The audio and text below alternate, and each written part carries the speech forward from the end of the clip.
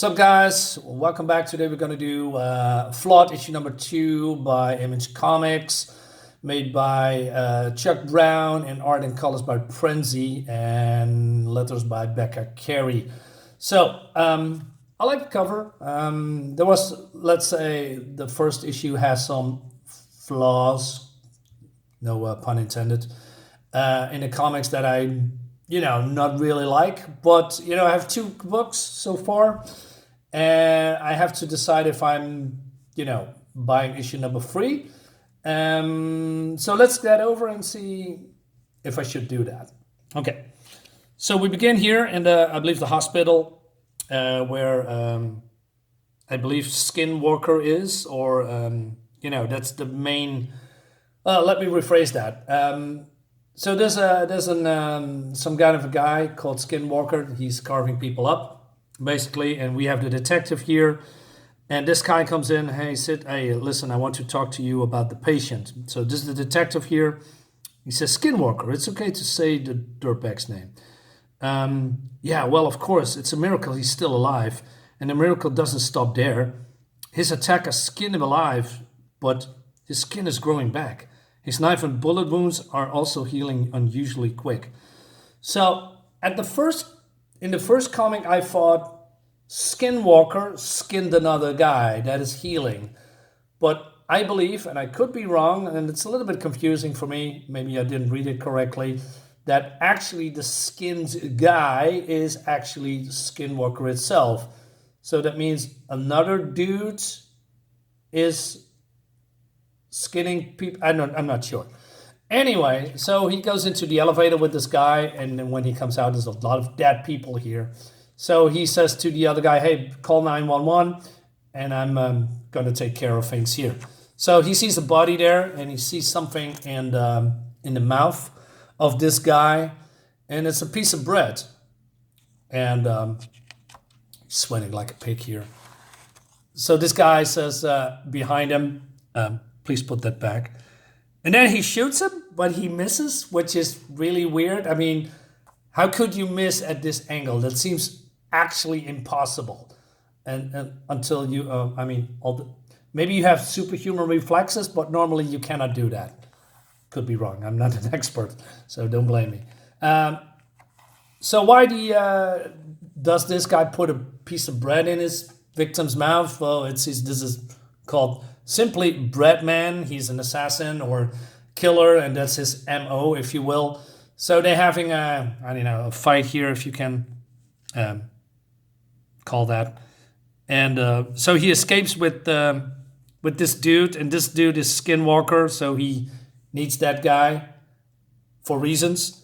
The reasons is gonna explain a little bit later. And then we go back to the house of our quote-unquote hero. And it's Jem here, and this is the guy from the last issue that she kidnapped and brought home.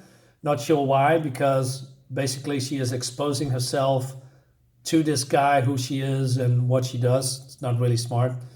And so he's eating very fast. So the assistant of Jem says, hey, slow down, Birdie. Call him Birdie because he's gonna sing, like spilling the beans, etc. So she's very hungry, but he gets smacked in the face by the hero, quote unquote. I don't give a shit about your name. Why is your hand so hard? What kind of question is that? You eat like an inmate. Where do you do time? Right here in Setham. 3 years ago at the Col. There you met the Skinwalker's crew. And then he talks about other stuff because he doesn't want to answer the question. And then he gets slapped in the face again, and he's going to spill the beans because, well, Birdie is his name. He says, I was doing time for robbery. They recruited me for some low-level shit. I was like a gopher. You were bartending when I found you. I'm sure you heard that a lot. I'm sure you heard a lot. Now tell me why that fucker can die. And who's protecting him? Well, the story is kind of weird. So we have a flashback scene. And the flashback scene is going back to, I believe, an island or something, where the natives are in harmony with nature. They eat and kill what's living there, but then something is happening. So there's a legend about that some things are emerging. Some call them demons, some call them aliens or stowaways from a shipwreck or from the bowels of hell. Well, basically, there are bugs. And I must say, this looks pretty gruesome. And the art looks really good, in my opinion. A little bit too cartoony for my taste. But it depends. I don't mind cartoony art. It depends how you draw it, you know? I have a lot of, cartoony art like with mature themes. This looks stunning. And it seems that these bugs cannot die. They cannot be killed somehow. So the natives are going to war with these creatures, and they cannot win. They have tried with, this old weaponry like spears and bow and arrow. And then decided to, I don't know, change. They say the natives started taking shit to another level. They turned their bodies into weapons, As you can see, they are making their nails sharper and also their fangs or their teeth. And then suddenly, eventually, they stopped trying to kill the unkillable. Instead, they merged with them. And then they faded from history altogether. Just fucking gone. Okay, I have some questions because somebody has to tell me if conventional weapons doesn't work, like spears and other things with pointy things on it, doesn't work. But then, sharpening your teeth and your nails does suddenly do the job. And, but I'm not sure what's happening. It's really weird. What's with the lighting, by the way? Do I need more light? Let me. It's pretty good, but just give me a second. Is this better? Slightly. So I don't get that at all. But again, the art looks great. Looks good. The only trouble that I have with this comic is the color scheme. It's a little bit too dark and too brown and the samey colors through the whole book. It's always, like I said in the last issue, is when the sun is setting or the sun is coming up, that kind of color scheme. And it's through the whole book. It's not breaking really up. That's unfortunate. I don't like that. So yeah. So she says, so the Skinwalker is a descendant of those folks? Well, not directly descendants, but enough to make him unkillable. Some rich assholes found him as a kid, started selling his blood as a medicine to the highest bidders. And so Jen walks away. She says, I need to see an old friend.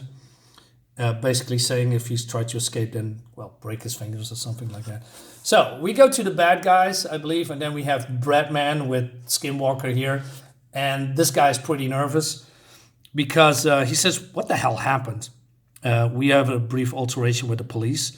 And you preferred it, I'm not going to say it. How long will it take? Because otherwise the YouTube gods will, downgrade my channel again. How long will it take your stupid ass to heal from this? And he said, oh. Okay. Anyway, so the Skinwalker, I thought he was some kind of a big ass, scary dude, but I don't know, it's just a guy that is here like a donor, for blood so that they can use for reasons. Anyway, I can see the potential if you have a person that blood can heal anyone pretty fast. I believe that's pretty valuable, like healing factor, if you will. So this guy is getting a call from a group of, I don't know, a cabal or something. He says, Mr. Higgs is the families. And he says, Higgs, we had to fake a mass shooting at the hospital, then cover up the bread stuffed in their goddamn mouths. You sick degenerate. It's my calling card, so I can't help it. Shut the fuck up. Both of you shut the fuck up. You were in charge of our golden calf, and you let him getting skinned alive? Not sure why is he skinned alive. I still don't have that picture. So, but these, group of people with, I don't know, animals on their heads. Higgs, if our cow isn't giving milk in the 24 hours, we're going to have someone carve things of you until he's healed. We're sending the address of the vigilante that skinned him. Send someone other than the uncompetent breadman of yours. So wait a minute, we're sending you the address of the vigilante that skinned him. Okay, so there's another player in town. You know who did this? Yes, we know everything. For instance, We know you've been using the cow's milk for yourself. So they're taking some money out of his pocket because of that. Now, don't worry, you won't starve. Your assistant here has plenty of bread. Ha ha ha ha ha. Okay, and he's now pissed off. Okay. So who is the assailant? Who is the other, guy that's the skinwalker? I have no clue, but probably in the next issue. Meanwhile, someone is calling this girl. So I thought this is Gem, but it's not, because this is a reflection. So she's getting a how do you say, a call from someone, and she says, "Hey, I got a job for you. 500 Sandhills Way, 5'10", black female, highly trained, kill on sight." So yeah, Gem is gonna get hunted by this woman. Nice, pretty cool. I like that. But somehow, somewhere in this, I don't know where this is, but yeah, Gem crashes, literally. I mean, for, I don't know what she does, but maybe she should, getting to this compound a little bit, I don't know, quieter. And then this is happening. So there's a giant bird coming her, and it's pretty friendly with her. He says, "Oh, you've gotten big." And then this woman comes out and she says, "All right, Horace, go to bed."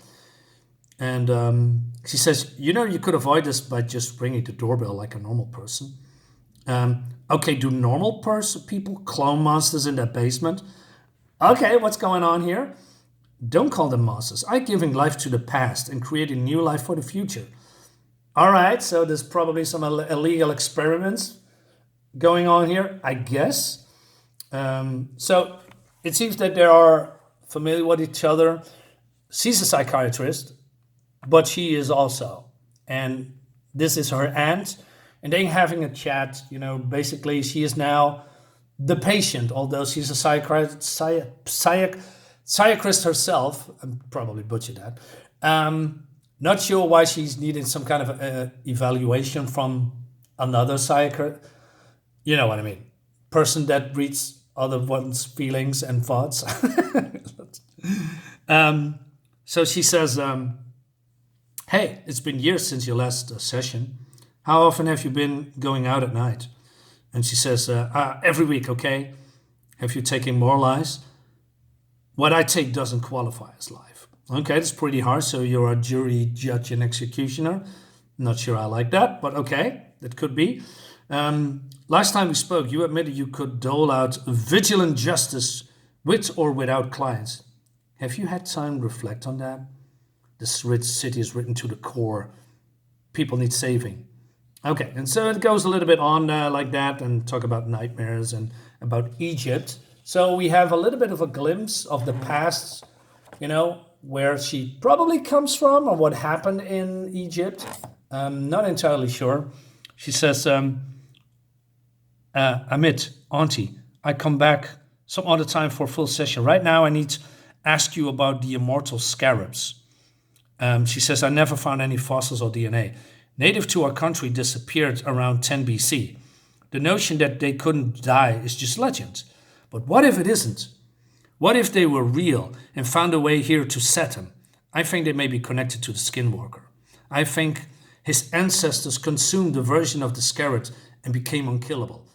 I'm not sure why she is crying. There is nothing here that indicates some emotional, I don't know, distress or something, except that she is concerned or something, or maybe a little bit afraid about this whole thing here. And maybe she has questions. But, crying doesn't make any sense to me. So, what are you trying to say? I'm saying, if we all drawn to the city, monsters, lost souls, killers, what if I'm no different from Skinwalker? Okay, so there's a lot of going on in the past with her that is not being exposed here right now. Maybe this is a little going a bit too quick, because this is only the second issue and we're being info dumped a lot. We have the Skinwalker, we have the bad guy, we have the bread man, we have the detective, we have Birdie, that's being kidnapped by this woman. We have this woman herself. We have Accomplice, the bigger woman that, helps her. We have the cabal of people with animal masks on their head. And yeah, now we have, I don't know, immortal scarabs. It's a little much, all plumped into one in comic. So yeah. Meanwhile, so she's going back home, I guess, and she says, she always gets in my head, talking about her auntie, and basically her auntie says, "Well, go home, think about it, sleep, and we talk soon." Stuff like that, and then, hey, welcome home, and basically this person is shooting. Why is she looking from a reject from a 1920s mafia movie? I don't get it. Like I said, there's a lot of going on here. I think it's too much. Um, I mean, I don't mind if there's a killer, over an assassin that she's, being hunted by an assassin. But what's with the outfit? Why? Because is it really necessary? I don't mind. I mean, I love the look. Don't get me wrong, but there's too much going on in this book. That's what I'm trying to say. We have some, I don't know, concept art, I guess. Looks cool. I'm on the fence with this comic. It's not really bad. It's somewhat intriguing, but I don't know.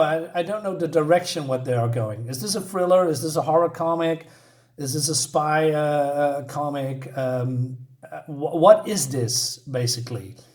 I can't figure it out yet, so I'm not sure if I'm buying issue number 3. It doesn't really pull me in, although there's some things in here that I really like, but it's somewhat, I don't know, it's disconnected, in my opinion. Guys, let me know what you think about this comic. Leave a like.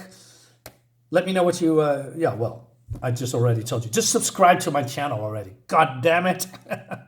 See you next time, bye, guys and girls. Bye-bye.